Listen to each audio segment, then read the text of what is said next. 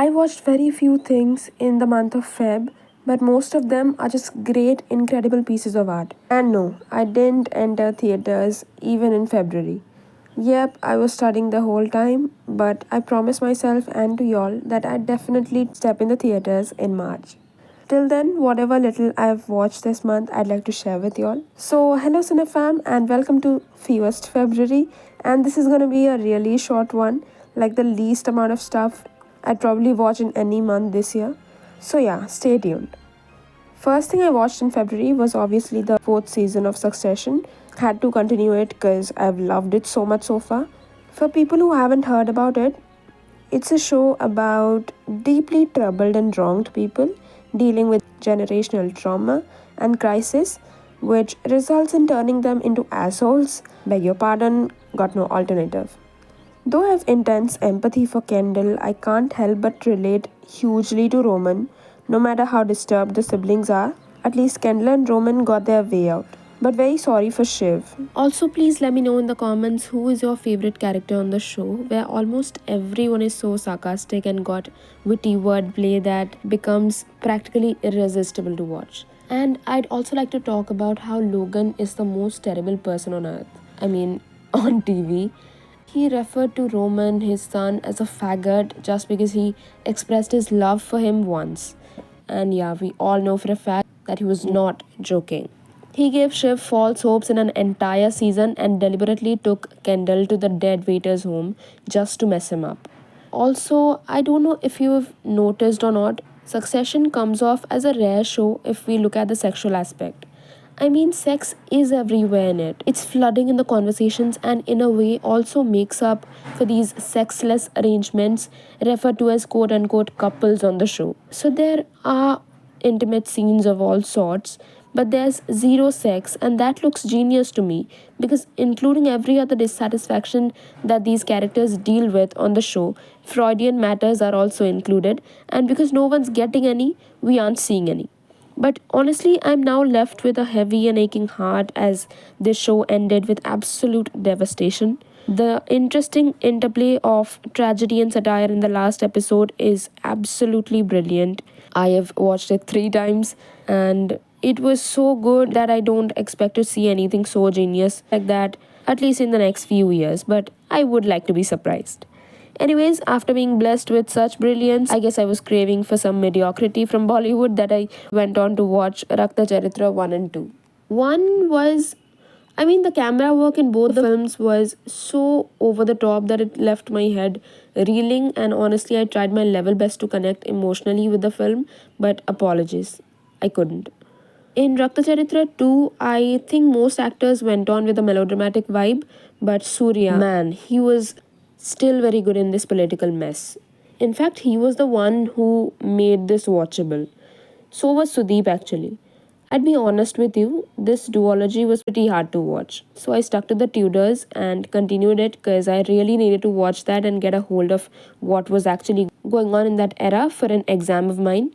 Speaking of season 2, now that I've seen all the seasons, I really like this particular one. Obviously, it gets progressively more beautiful and better this time. Our leading men, Jonathan Rhys Meyers and Henry Cavill, have bulked up more, have gotten beards, and have certainly become quote unquote men, leaving their boyish images. Jonathan's whole physical demeanor has changed in this one. He grew more sophisticated and silent, and perhaps even more brutal. Natalie Dormer gets to be queen, and boy does she excel. She clearly understood the assignment. She is Queen Anne for me. The third episode is probably the most important one in portraying who is on whose side. And yeah, Peter O'Toole stars as the new Pope, and God, what a Pope he was. These theatre actors just killed it in the show. Another one was James Frayne, who plays Thomas Cromwell, and I've become his certified fan for life. Jeremy Northam, too, I'm sure he won hearts. What a tragic arc he had. Season 3 was it had pretty unnecessary things which made it comparatively boring, a word I never thought I'd associate with the Tudors. That Lady Mistleton and Sir Francis romance was such a poor tactic to buy time.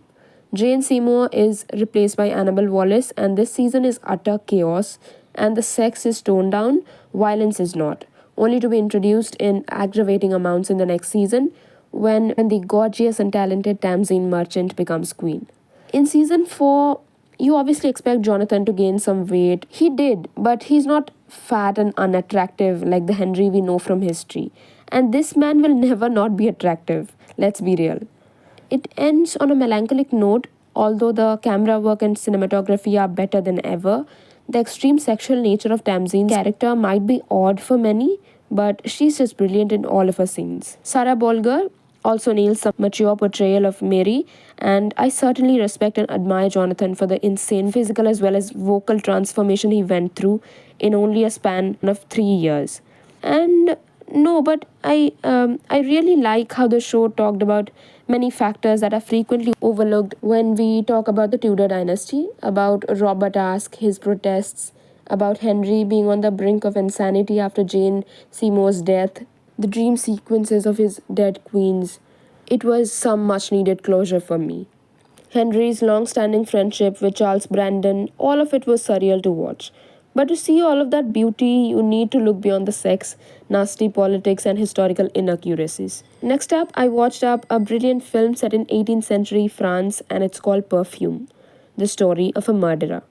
Alan Rickman, Dustin Hoffman, Caroline Herfurth, all of them are gonna draw you in for a memorable ride. Ben Whishaw, who plays the central character, is just mesmerizing even after being so filthy all the time. And he also has very less dialogues. And this, you see, is a very dark film and moves on the lines of somewhat similar passive obsessive films and shows like Black Swan and You, respectively. I can rave about this film endlessly, and I will someday, because definitely I'll rewatch it because this film demands decoding, so I'll make a special video on that. And I'd be more than happy to do that. Next up was a Hindi film for me that I've waited very long to watch, and finally I did. It was Dhobi Ghat, seamlessly directed by Kiran Rao. The atmospheric portrait of Bombay, which was one of the many interesting characters we see, is painted skillfully with lots of love in this film. Pratik's innocence, Monica's lovely pursuits, Amir's reluctance, and Kirti's little escapados in the old quarters are designed and performed with such nuance that this film becomes a must watch. And yeah, I also rewatched Eternal Sunshine of the Spotless Mind on Valentine's Day because this masterpiece turned 20 this year. But my god, it still resonates so much and is so damn relevant. I've shared all my findings and feelings in a special video that you can. Next up was the brilliant and unexpected Sanctuary. I was only just starting to miss the insane Roys of Succession, and here I got a crazier story, which I absolutely didn't expect. I got in for Margaret Qualley, came out as her as well as a fan of Christopher Abbott, who plays the Romanesque character here. The tension and manipulation in Sanctuary feels so freaking real that it makes you feel things you didn't know you could feel. Plus, the transformation of Margaret from flirty to moody to dominant and powerful to being a maniac is performed with such metal that it is sure to impress you because it's so damn smooth. It's a two-hander chamber, but I promise you won't be bored. Last film of February was Elizabeth by Shekhar Kapoor, which begins with absolute ruthlessness. I'm coming to my queen, Kate Blanchett, and what a masterful film this is. But can we please talk about Vincent Cassel for a minute? Because I'm never forgetting what he has done in the 3-4 scenes he had in this film. Man is a master of his craft. He plays a duke who's come to marry Elizabeth, but he's such a pervert and you are sure to be astonished by his French manners.